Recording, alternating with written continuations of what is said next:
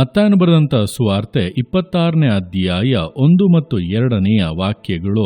ಯೇಸು ಈ ಮಾತುಗಳನ್ನೆಲ್ಲ ಆಡಿ ಮುಗಿಸಿದ ಮೇಲೆ ತನ್ನ ಶಿಷ್ಯರಿಗೆ, 2 ದಿವಸಗಳಾದ ಮೇಲೆ ಪಸ್ಕ ಹಬ್ಬ ಬರುತ್ತದೆಂದು ಬಲ್ಲಿರಿ. ಆಗ ಮನುಷ್ಯ ಕುಮಾರನು ಶಿಲುಬೆಗೆ ಹಾಕುವುದಕ್ಕೆ ಒಪ್ಪಿಸಿ ಕೊಡೋಣವಾಗುವುದು ಎಂದು ಹೇಳಿದನು. ಈ ವಾಕ್ಯದಲ್ಲಿ ಯೇಸು ಕ್ರಿಸ್ತನು ತನ್ನ ಶಿಲುಬೆಯ ಮರಣದ ಕುರಿತಾಗಿ ಮುಂಚಿತವಾಗಿ ತಿಳಿಸುತ್ತಾ ನುಡಿದಂಥ ಸಂಗತಿಗಳನ್ನು ವಿವರಿಸಲಾಗಿದೆ. ನೋಡುವಂಥ ಸಮಯದಲ್ಲಿ ಯೇಸು ಕ್ರಿಸ್ತನು ಭೂಲೋಕಕ್ಕೆ ಬಂದಂಥ ಉದ್ದೇಶವೇ ಮನುಷ್ಯರ ಪಾಪಗಳಿಗೋಸ್ಕರ ಶಿಲುಬೆಯಲ್ಲಿ ಬಲಿಯಾಗಿ ತನ್ನ ರಕ್ತವನ್ನು ಸುರಿಸಿ ಪರಿಹಾರವನ್ನು ಉಂಟು ಮಾಡುವಂಥದ್ದು, ದೇವರ ಮತ್ತು ಮನುಷ್ಯರ ಮಧ್ಯೆ ಸಮಾಧಾನವನ್ನು, ಒಂದು ಸಂಬಂಧವನ್ನು ಏರ್ಪಡಿಸುವಂಥದ್ದು. ಇದಕ್ಕಾಗಿಯೇ ಆತನು ಭೂಲೋಕದಲ್ಲಿ 33 ವರ್ಷಗಳ ಕಾಲ ಪರಿಶುದ್ಧನಾಗಿ ತಂದೆಯ ಚಿತ್ತವನ್ನು ನೆರವೇರಿಸುವವನಾಗಿ ಜೀವಿಸಿದನು. ನಂತರ ಆತನು ಬಂದಂಥ ಉದ್ದೇಶವಾಗಿದ್ದಂಥ ಶಿಲುಬೆಯ ಮರಣಕ್ಕೂ ಕೂಡ ತನ್ನನ್ನು ಸಿದ್ಧಪಡಿಸಿಕೊಂಡು ಪೂರ್ಣವಾಗಿ ಒಪ್ಪಿಸಿಕೊಟ್ಟನು. ಇಲ್ಲಿ ನೋಡುವಂಥ ಸಮಯದಲ್ಲಿ ಆತನು ಸ್ಪಷ್ಟವಾಗಿ ಹೇಳುತ್ತಾ ಇದ್ದಾನೆ, 2 ದಿವಸಗಳಾದ ಮೇಲೆ ಪಸ್ಕ ಹಬ್ಬ ಬರುತ್ತದೆಂದು ಬಲ್ಲಿರಿ. ಆಗ ಮನುಷ್ಯ ಕುಮಾರನನ್ನು ಶಿಲುಬೆಗೆ ಹಾಕುವುದಕ್ಕೆ ಒಪ್ಪಿಸಿ ಕೊಡೋಣವಾಗುವುದು ಎಂಬುದಾಗಿ, ಅಂದರೆ ತನ್ನ ಶಿಲುಬೆಯ ಮರಣವು ಯಾವಾಗ ಎಂಬುದಾಗಿ ಕೂಡ ಯೇಸು ಕ್ರಿಸ್ತನು ಸ್ಪಷ್ಟವಾಗಿ ಅರಿತಿದ್ದನು. ಅಂದರೆ ಯೇಸು ಕ್ರಿಸ್ತನ ಜೀವಿತದಲ್ಲಿ ನಾವು ನೋಡುವಾಗ ಆತನು ಸಮಯದ ಕುರಿತಾಗಿ ಮಾತನಾಡುವುದನ್ನು ನಾವು ಸ್ಪಷ್ಟವಾಗಿ ಗಮನಿಸಬಹುದಾಗಿದೆ.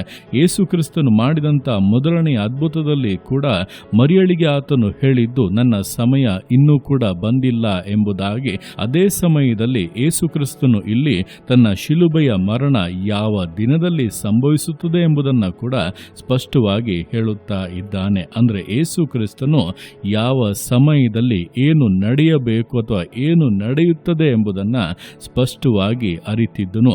ನಮ್ಮ ಜೀವಿತಗಳಲ್ಲಿ ಕೂಡ ದೇವರು ಈ ಜ್ಞಾನವನ್ನು ನಮಗೆ ಕೊಡಬೇಕು. ಯಾವ ಸಮಯದಲ್ಲಿ ಏನು ನಡೆಯಬೇಕು, ಯಾವ ಸಮಯದಲ್ಲಿ ನಾವು ಏನನ್ನ ಮಾಡಬೇಕೆಂಬಂತ ತಿಳುವಳಿಕೆ ನಮಗೆ ಅತ್ಯವಶ್ಯವಾಗಿದೆ. ಕಾರಣ ದೇವರ ಚಿತ್ತಾನುಸಾರವಾಗಿ ನಡೆಯುವಾಗ ದೇವರು ಪ್ರತಿಯೊಂದು ಕಾರ್ಯಗಳಿಗೂ ಅದರದರ ಸಮಯವನ್ನು ಏರ್ಪಡಿಸಿದ್ದಾರೆ. ಕಾರಣ ದೇವರ ವಾಕ್ಯದಲ್ಲಿ ಹೇಳಲ್ಪಟ್ಟಿದೆ, ಆತನು ಪ್ರತಿಯೊಂದನ್ನು ಕೂಡ ಅದರದರ ಸಮಯದಲ್ಲಿಯೇ ಸುಂದರವಾಗಿ ಮಾಡುವಂತ ದೇವರು. ಹಾಗಾಗಿ ಆತನೊಂದು ಕಾರ್ಯವನ್ನ ಹೇಳುವಾಗ ಅದಕ್ಕೆಂದು ಒಂದು ಸಮಯವನ್ನ ನೇಮಿಸಿದ್ದಾನೆ.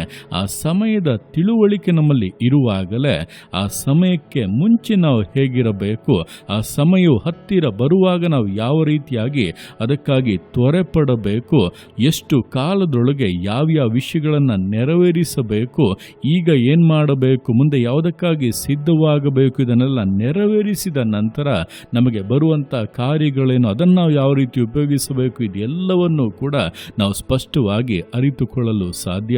ಆದ್ದರಿಂದ ಈ ದಿವಸಗಳಲ್ಲಿ ದೇವರೇ ಕಾಲವನ್ನು ಅರಿತುಕೊಳ್ಳುವಂಥ ಆ ಒಂದು ಜ್ಞಾನವನ್ನು, ತಿಳುವಳಿಕೆಯನ್ನು ನನಗೆ ಅನುಗ್ರಹಿಸಿರಿ. ನಿಮ್ಮ ಸಮಯವನ್ನು ನಾನು ಅರಿತು ಕಾರ್ಯಗಳನ್ನು ಮಾಡಬೇಕೆಂಬುದಾಗಿ ದೇವರ ಬಳಿಯಲ್ಲಿ ಪ್ರಾರ್ಥಿಸಿ, ಆ ರೀತಿಯಾಗಿ ನೀವು ಅರಿತುಕೊಳ್ಳುವಾಗಲೇ ನಿಮ್ಮಲ್ಲಿರುವಂಥ ಹಲವಾರು ಗೊಂದಲಗಳು ನೀಗಿ ಹೋಗುತ್ತವೆ. ಕರ್ತನು ನೇಮಿಸಿರುವಂಥ ಮಾರ್ಗದಲ್ಲಿ ನೀವು ಧೈರ್ಯವಾಗಿ ಜಯದಲ್ಲಿ ಮುನ್ನಡೆಯಬಹುದಾಗಿದೆ.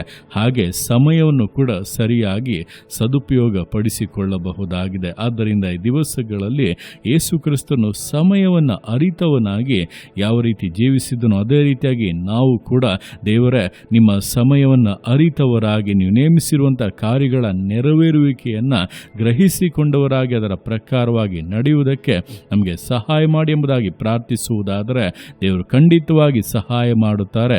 ತನ್ನ ಆತ್ಮನ ಮೂಲಕವಾಗಿ ನಮಗೆ ತಿಳಿಸಿಕೊಡುತ್ತಾರೆ. ನಾವು ತಿಳಿದು ನಡೆಯುವಾಗ ನಿಶ್ಚಯವಾಗಿ ಜಯಶಾಲಿಗಳಾಗುತ್ತೇವೆ, ಪರಿಪೂರ್ಣ ಆಶೀರ್ವಾದಗಳನ್ನು ಹೊಂದಿಕೊಳ್ಳುತ್ತೇವೆ ಎಂಬುದನ್ನು ಅರಿತು ದೇವರ ಕರಗಳಲ್ಲಿ ಸಮರ್ಪಿಸಿ ವಿಧೇಯತೆಯಿಂದ, ದೃಢತೆಯಿಂದ, ಸಮರ್ಪಣೆಯಿಂದ ವಿಶ್ವಾಸ ಜೀವಿತಗಳನ್ನು ಮುನ್ನಡೆಸೋಣ. ದೇವರ ಕರಗಳಲ್ಲಿ ಸಮರ್ಪಿಸಿ ಪ್ರಾರ್ಥಿಸೋಣ. ಯೇಸುವೆ ಸ್ತೋತ್ರ ರಾಜ, ಕೊಟ್ಟಂಥ ದಿವಸಕ್ಕೋಸ್ಕರ ಸ್ತೋತ್ರ ಕರ್ತನೆ. ಈ ದಿವಸ ನಿನ್ನ ಕರಗಳಲ್ಲಿ ಸಮರ್ಪಿಸ್ತಾನೆ.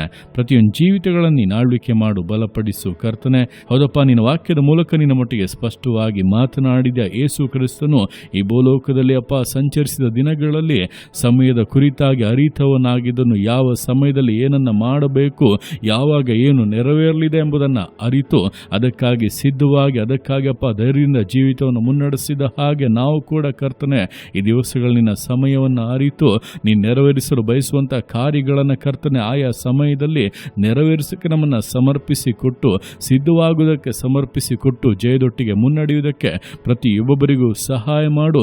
ಗೊಂದಲಗಳನ್ನು ಕರ್ತನೆ, ಭಯಗಳನ್ನು, ನಿರಾಸೆಗಳನ್ನು ನೀಗಿಸು. ನಿರೀಕ್ಷೆಯಿಂದ ಪ್ರಾರ್ಥಿಸುವುದಕ್ಕೂ, ನಿನ್ನಿಂದ ಆಲೋಚನೆಗಳನ್ನು ಹೊಂದುವುದಕ್ಕೂ, ತಕ್ಕ ಸಮಯಗಳದರ ಪೂರ್ಣತೆಯನ್ನು ಕಾಣುವುದಕ್ಕೂ ಪ್ರತಿಯೊಬ್ಬೊಬ್ಬರಿಗೂ ಸಹಾಯ ಮಾಡು. ನೀನು ನೆರವೇರಿಸ್ತೇನೆ ಎಂಬುದಾಗಿ ಹೇಳಿದಂಥ ಒಂದೊಂದು ಕಾರ್ಯಗಳು ಈ ದಿವಸಗಳಲ್ಲಿ ನೆರವೇರಲಿ. ನಿನ್ನ ವಾಗ್ದಾನಗಳು ಪರಿಪೂರ್ಣತೆಗೆ ಬರಲಿ. ನೀನು ಆತಗೆ ಮಾಡುವಂಥ ನಿನ್ನ ಪ್ರೀತಿಗೋಸ್ಕರ, ಕೃಪೆಗೋಸ್ಕರಪ್ಪ ನಿಮಗೆ ಸ್ತೋತ್ರಗಳು. ಪ್ರತಿಯೊಂದು ಜೀವಿತಗಳನ್ನಪ್ಪ ನಿಮ್ಮ ಕರಗಳಲ್ಲಿ ಸಮರ್ಪಿಸ್ತಾ ಅದನ್ನ ಆಶೀರ್ವದಿಸು, ಮಾನಿಸು, ಘನಪಡಿಸು. ಎಲ್ಲ ನಿಮ್ಮ ಕರಗಳಲ್ಲಿ ಸಮರ್ಪಿಸಿ ಎಲ್ಲ ಸ್ತುತಿಗಾನ ಮಾತನೊಬ್ಬನಿಗೆ ಸಲ್ಲಿಸಿ ಯೇಸುವಿನ ನಾಮದಲ್ಲಿ ಬೇಡುತ್ತೆ ನಮ್ಮ ತಂದೆಯೇ. ಆಮೇನ್, ಆಮೇನ್.